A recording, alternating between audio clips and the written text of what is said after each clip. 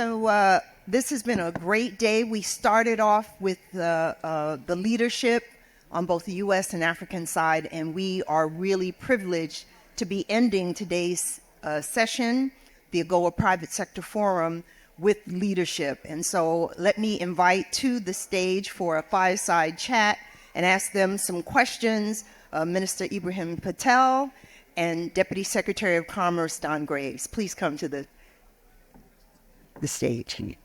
So, it takes things from the grassroots and the bottom up, but it also takes leadership from the top down. And without leadership, without vision in terms of U.S. Africa trade, investment, and business, I don't know that we would have the foundation and the framework for the work that the private sector needs to do going forward. Not just AGOA, but beyond AGOA. But let me just ask then these two leaders, one from the United States, one from South Africa, your thoughts, Minister, Deputy Secretary, on what are the highlights regarding growth and enhancement of the U.S. Africa trade, investment, and business relationship.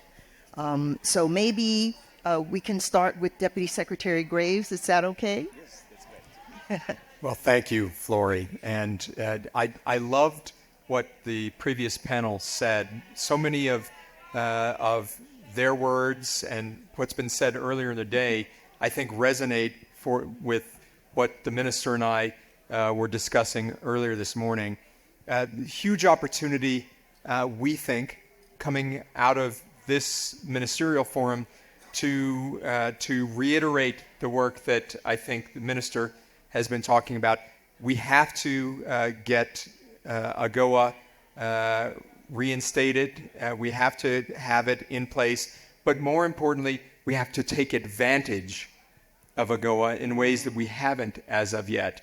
And today's discussions, I think, and I haven't been here all day because I had some other things that I'll talk about in a moment to do, but the team that was here has told me in detail everything that has been discussed. I think at the end of the day, it's about deepening the U.S. and African partnerships in three, I think, critically important ways. One is around value chain development.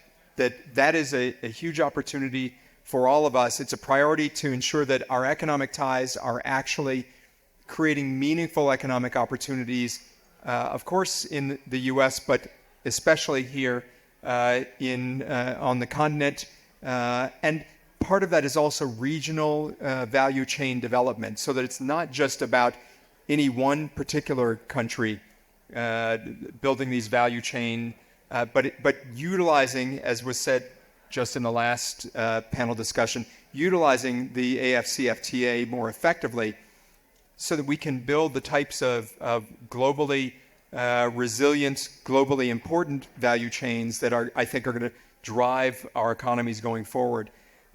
There's also, I think, a second piece of this, and that's a focus of the value chains on specific sectors, strategic thinking about how we can't boil the ocean, as they say.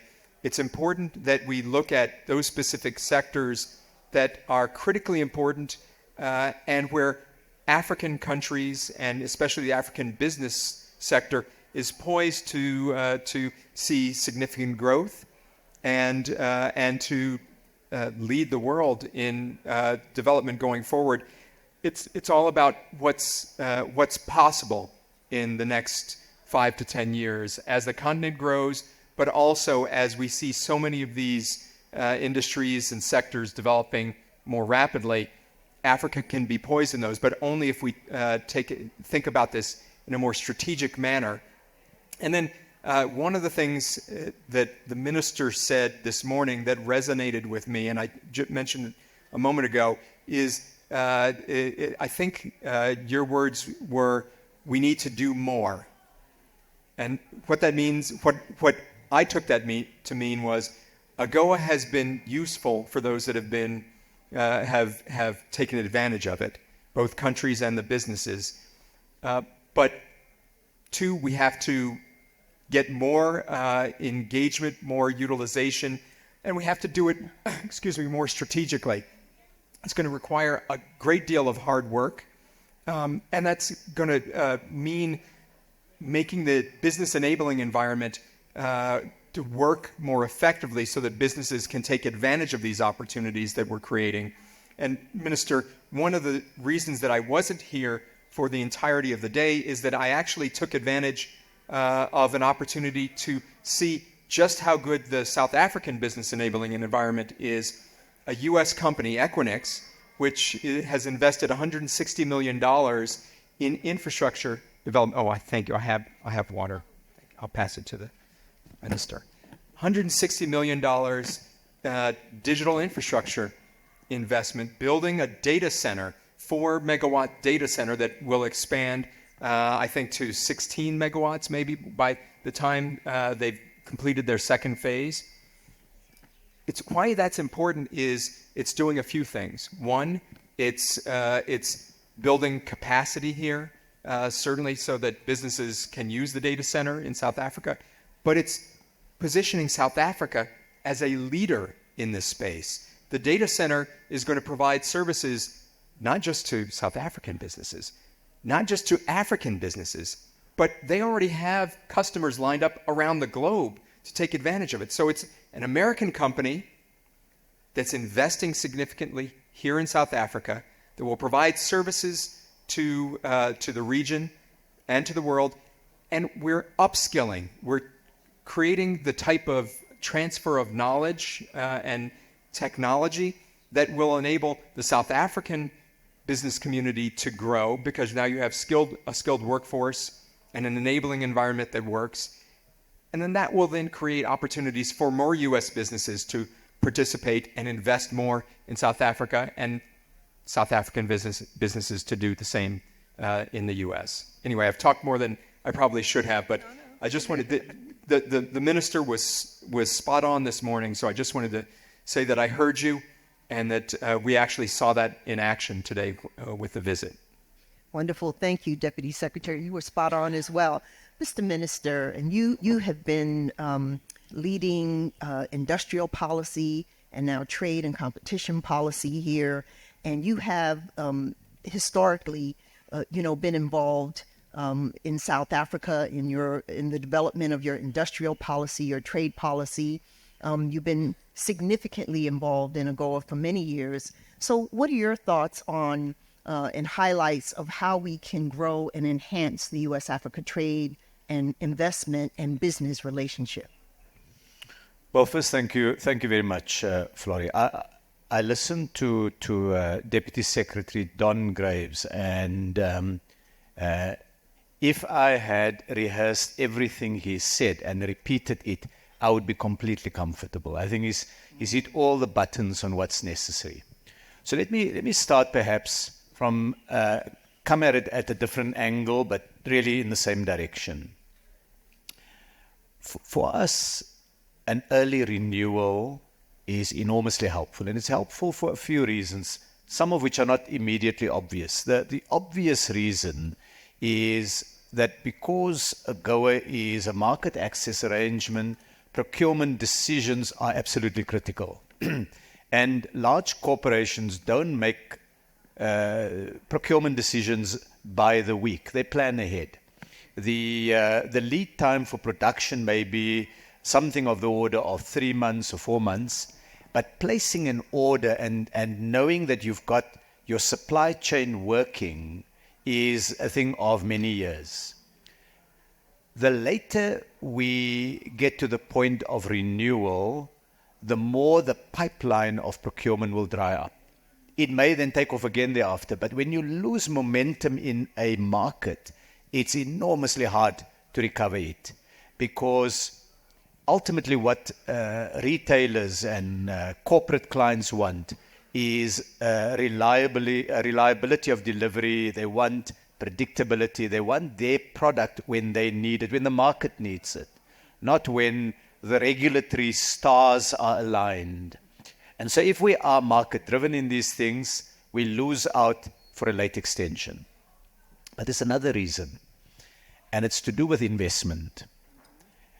if I was an investor sitting somewhere else in the world and I was looking at the African continent and I saw they've just started trading more with each other through the African Continental Free Trade Area, and at the same time they've got a renewal on AGOA, I would see enormous commercial opportunity in either strengthening my investment if I'm already there, or trying to get production capability if I'm not there. So that's not so obvious because we all think about the procurement side, but for me the investment bit is the one we've built, I think, a very strong template with AGOA, but it's got weak patches. And one of the weak patches is investment has not flowed with opportunity. And so we need to do some things, and I'll come back to that. But for me, an early extension is very important. And of course, as in life, trade-offs abound. Do you move rapidly in getting reauthorization, as President Biden calls it, or do you haggle, improve, strengthen, and the more you strengthen, the longer it takes. So is managing that trade-off. That I think from our point of view, the earlier the renewal, the better. The second part of it is what I would talk about, the refinement, which is, can we improve both AGOA's terms and AGOA's implementation?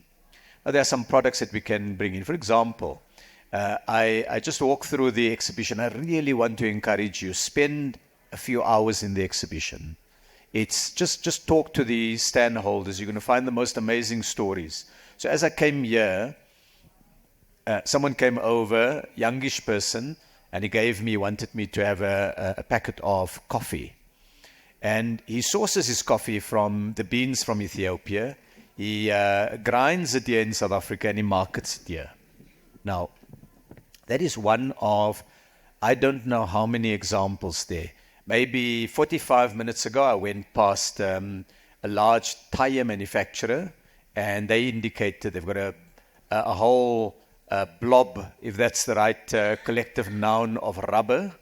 And that rubber comes from Cote d'Ivoire, and it's then transformed through a few processes into the tire that goes into the car that drives on roads in South Africa, but also on roads in the United States. So there are some additional products, and I use the coffee tea example because when I look at the AGOA schedule and I look at the GSP schedule, I noted that there are a few product lines involving tea and coffee.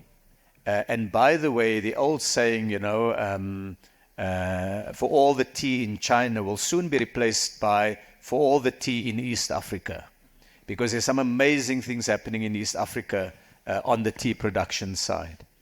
And so some of the products that are excluded from preferential market access are in fact the coffee extracts and the tea extracts. Now, granted, there's no producer on the African continent for that. It's a very niche one. But when you have preference, the commercial case to attract investment arises. So you don't need to have the prior production to be a player in it. When you have the market access, when the demand is secured, the supply, namely capital, can flow. So for me, refinement is about identifying a few products. We've got a whole range, probably a little bit too ambitious. For example, I'd love more sugar and chocolates to be included. There's hardly any sugar products in the AGOA schedule.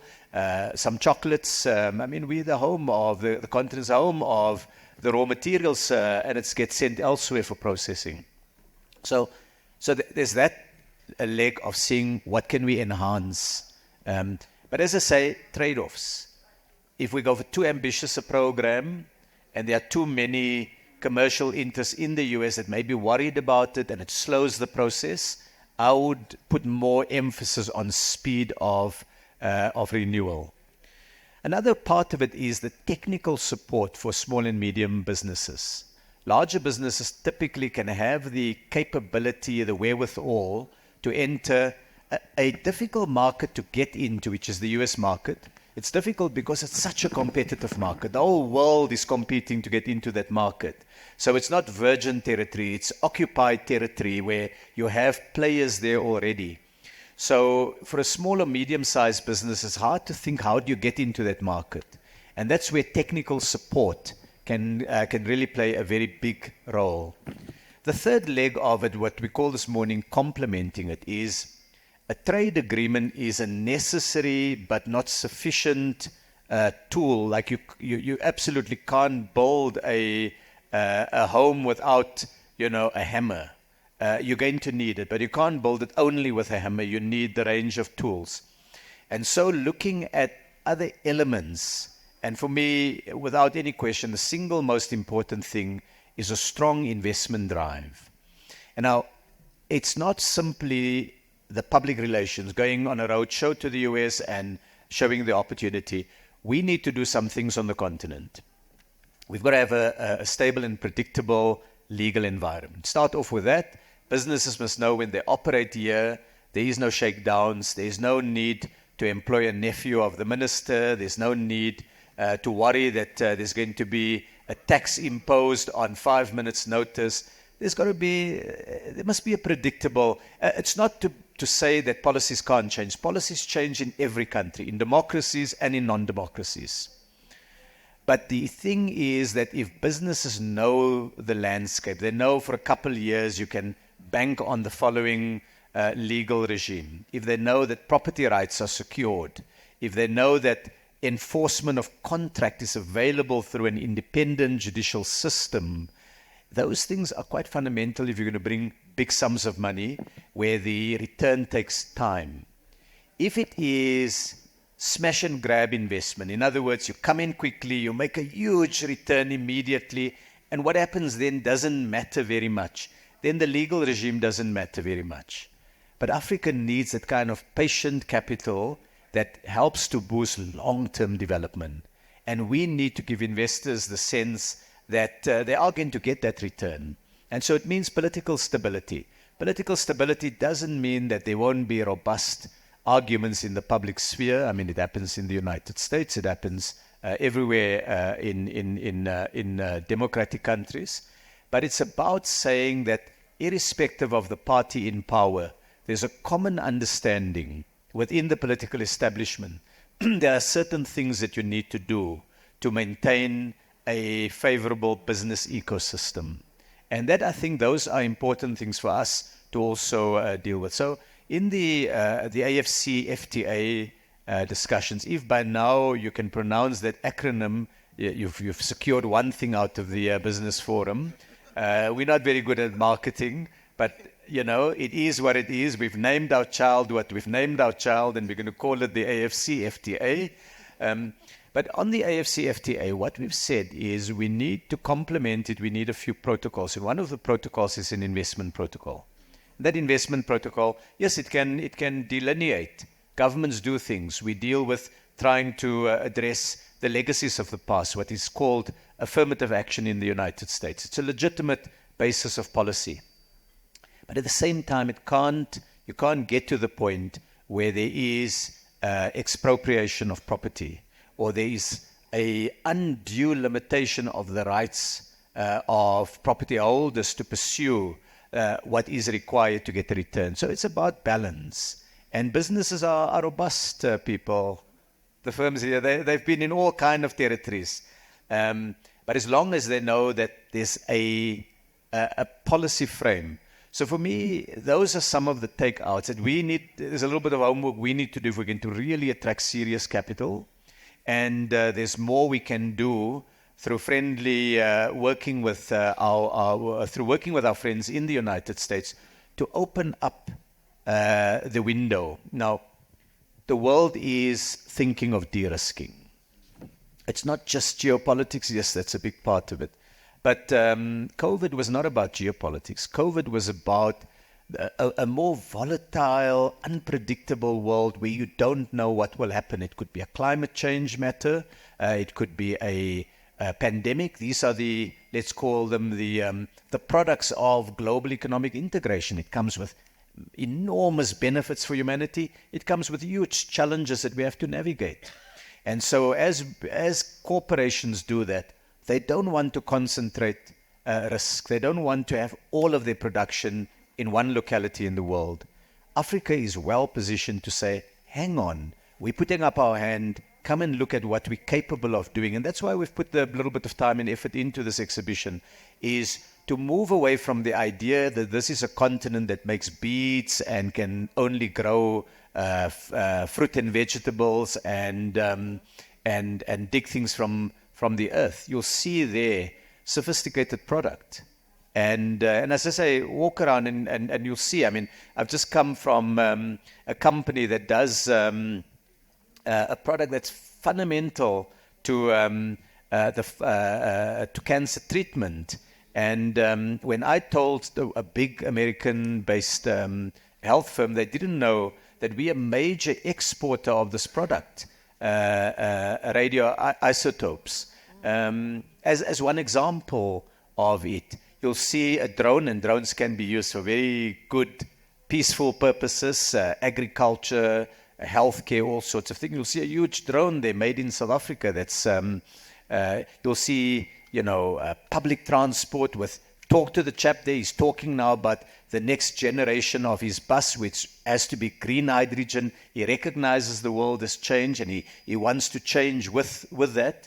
And so I think there are those opportunities. And then the final point, just to complement Don Graves' example on the opportunities in the digital space.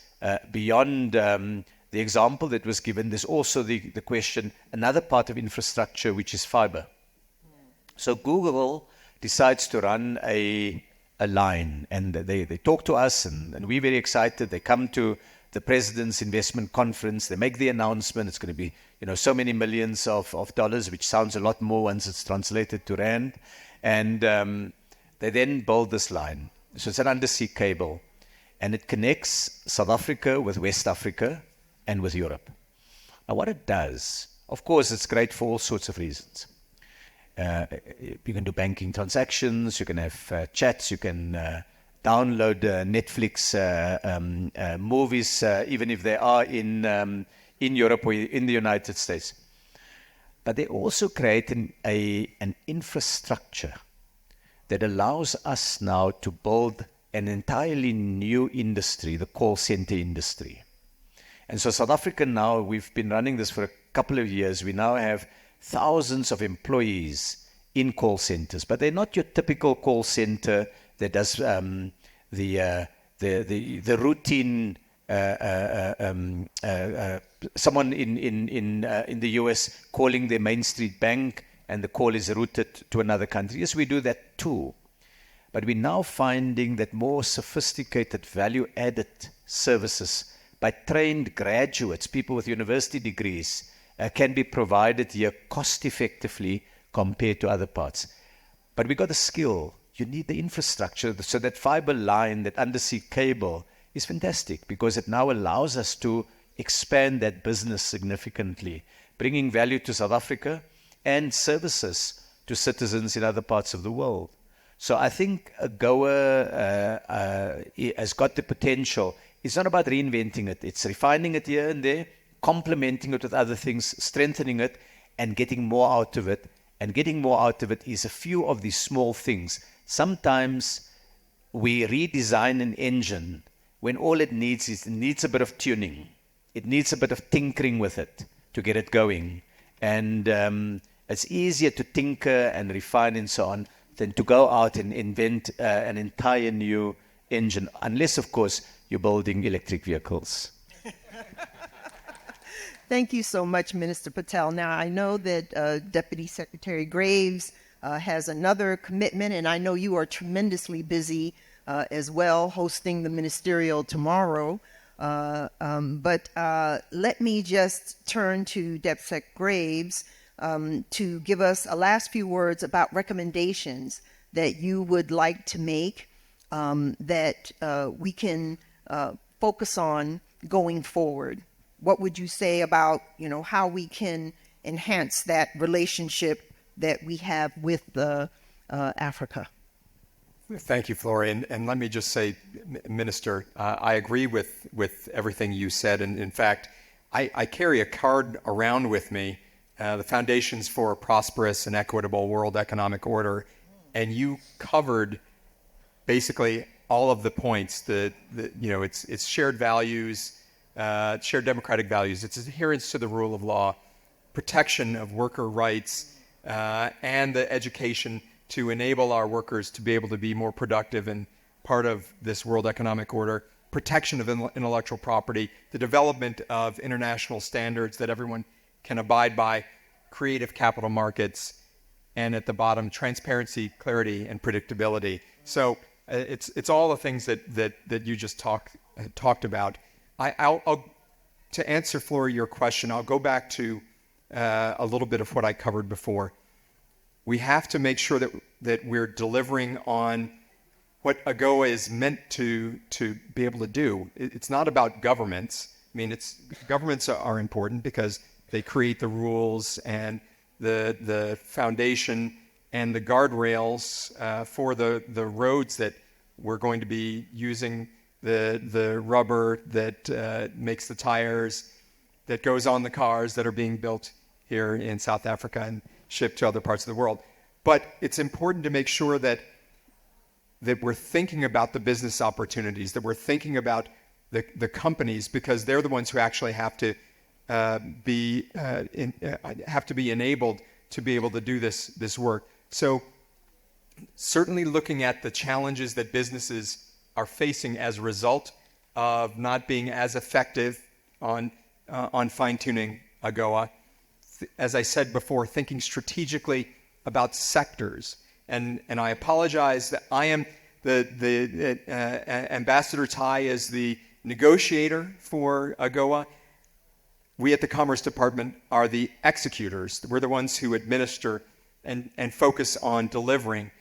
So I'm very focused on making sure that we're delivering for our people and our communities, for our businesses. So making sure that we're enabling businesses to function. That means focusing on the things that the minister said, the rules that will allow us to be very successful, and clearing out the way, the pathways for companies. Capital is also critically important. I'm sorry that Chair Lewis of the Export-Import Bank is not able to be here at this particular session with us, but thinking about the ways that we can align capital, whether it's from the United States, Wall Street, or across the continent, that is being brought to bear not just for the big deals at the big companies that they're doing, but specifically thinking about the smaller firms, the medium-sized firms. As the minister pointed out, they are the ones who have the biggest challenges being able to access markets, and they certainly are the ones who have the hardest time identifying the risk capital, the creative capital that will allow them to function. So we also have to be able to do that. And then I think the other thing that we can do is learn from the bilateral engagements that we already have real success in, and take those examples and not hog them to ourselves. I know that a lot of governments want to say, well, this is our special deal. We're carving it out for our people. I know every government is focusing on their own people, but we have to realize that the potential of AGOA is to make us all more successful than we've been before. So that's what we have to do. Find those specific areas where we've had real success and take those to other parts of the continent so that the U.S. African relationship can deepen going forward. Thank you so much. Thank you so much.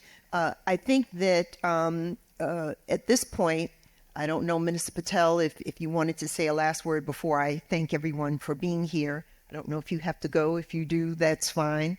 I'm not going to be long in my thank you, but I do have various folks who we absolutely have to thank. So, Minister Patel, would you like to say a last few words yourself on recommendations, or you're saving that for the ministerial tomorrow? So we'll have the conversation in the ministerial, and we will be having, of course, business representatives there too. We did ask, and the US and ourselves are both committed to having business in the room. I mean, yes. We're developing rules, but as Don Graves says, you're the players on the field. And so it'll be good for you to be in many of those conversations. The point I really just wanted to make is a point that having the forum here and even hearing the occasional noise from there is fantastic.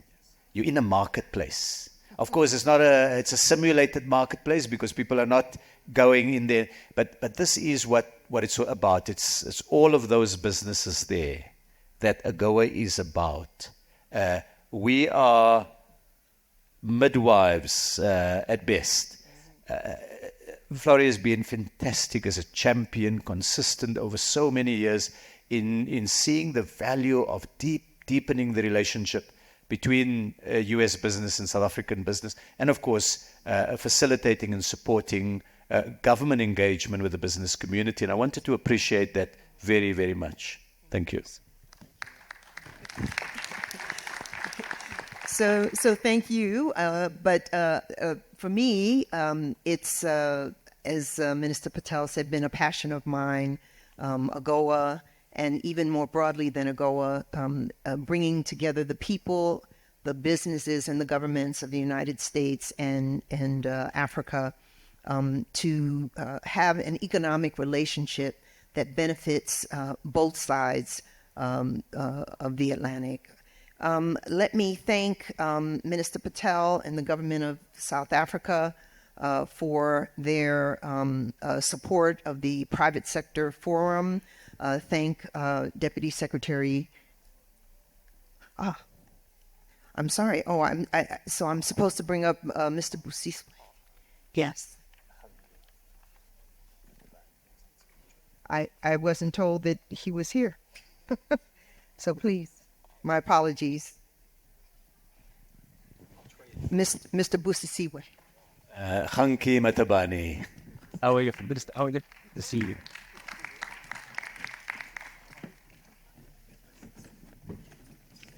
Thank you very much, Program Director, and good evening, almost evening, I think, to everyone.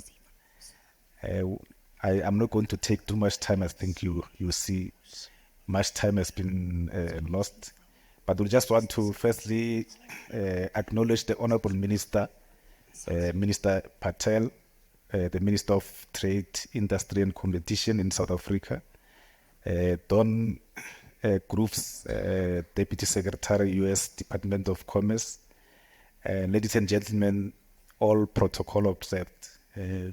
Thank you very much for spending all your day here. You could have been anywhere else, but it means you see the importance of AGOA. And I just want to share a few sentiments. Before that, we would like to congratulate all those who were involved in organizing this. It's a very, very important event. But the sentiments from all the speakers, Minister, have been that there's a support, a resounding support for an early renewal. And then some of the people are even calling for the permanency of AGOA. And they said it's possible there are other examples somewhere else in the world. Because it's very, very important to renew it early.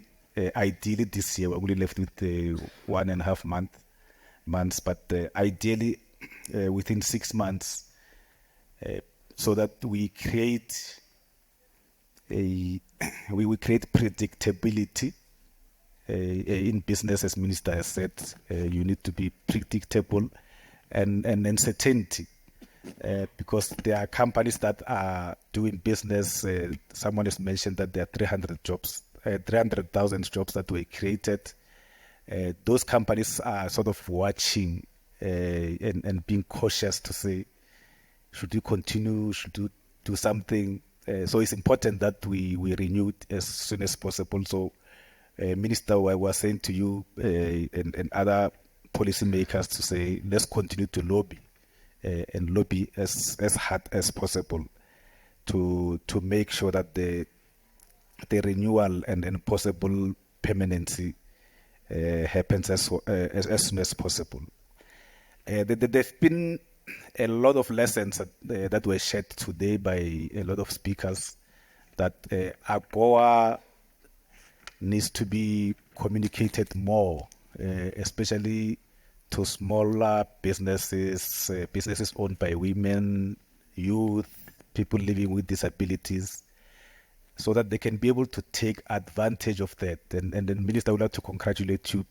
I also walked around. I've seen a lot of smaller businesses, big business. They are taking advantage because, again, they've got a bigger capacity.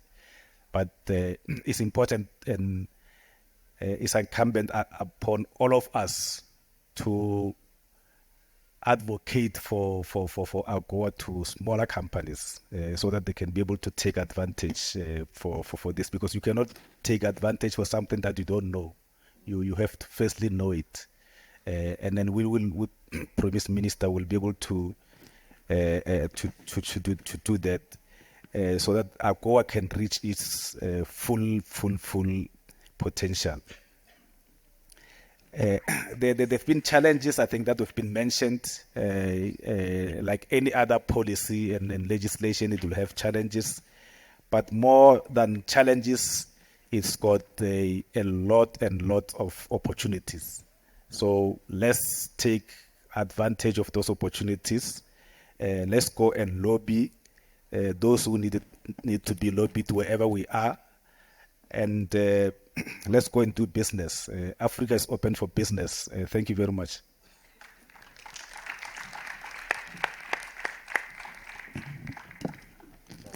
Look, thanks.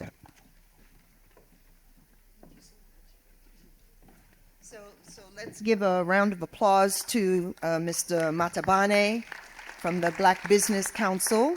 And let me just continue with a thank you to all of you who have been here today. Many have left, but you're still here. We thank everyone, our host and co-organizers, the government of South Africa, particularly the Department of Trade, Industry, and Competition, the U.S. government, especially the U.S. Department of Commerce. And then we have so many others who have played an important role from the private sector. We have Business Unity South Africa, the Black Business Council, as you just heard, BLSA, the American Chamber of Commerce in South Africa. We want to thank all of them for their support and participation. Let me also thank all those of you who were speakers on the excellent panels we had today, moderators on those panels. I thought the discussions were really robust and provided a lot of meat for the discussions that I think the ministers will be having over the next few days. I hope to do my best to capture in 3 minutes tomorrow morning at the ministerial the highlights of what was said here today. It's probably impossible, but I'll do my best. But thanks again so much for being here at the AGOA Private Sector Forum. This is the 20th AGOA Forum, and we're pleased that it's here in South Africa, a country that has taken great advantage of AGOA and also played a key role in regional integration, not just here in the Southern Africa region, but across the continent as well. So with that, we wish you a very pleasant evening, and look forward to reporting back to you on what we hear from the ministers about AGOA and its renewal. Thank you so much.